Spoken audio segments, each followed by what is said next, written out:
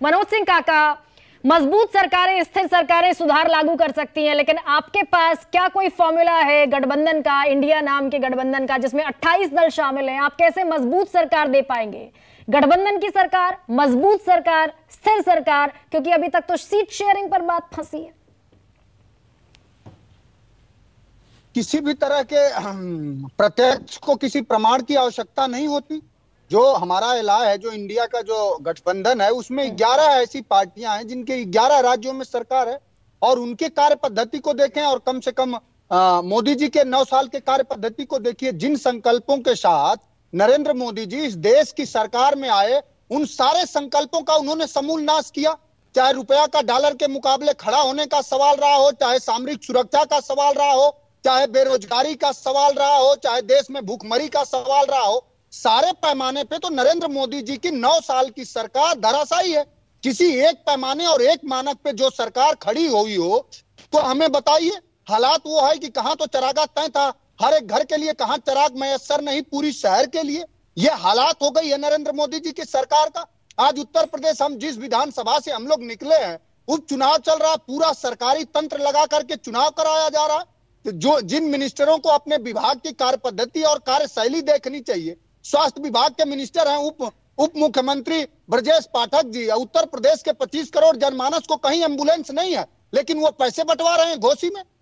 तो जो सरकार पूरी तरह से तानाशाह, एक समय में आपको तो पता होगा हिटलर भी चुना हुआ शासक था।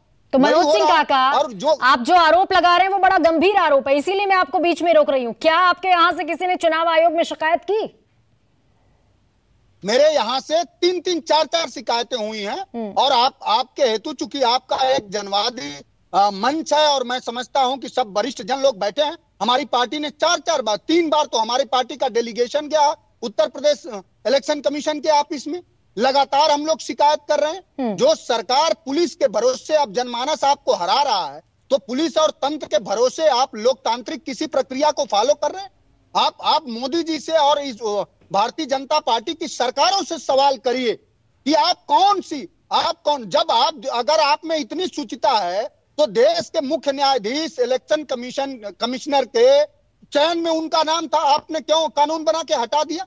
जब सच को, तो किसी तरह का सच को आंच की जरूरत नहीं होती। लेकिन मनोज सिंह काका, आप भी ये मानते हैं डेमोक्रेसी में नंबर बहुत महत्वपूर्ण होता है, संख्या महत्वपूर्ण होती है, तो आपके पास भी वो फॉर्मूला, तो आपको भी फॉर्मूला तो रखना पड़ेगा। आप विकल्प के तौर पर क्या देंगे जनता को? 2024 में इलेक्शन में जाएंगे, इंडिया गठबंधन के साथ जाएंगे, फॉर्मूला तो देना पड़ेगा।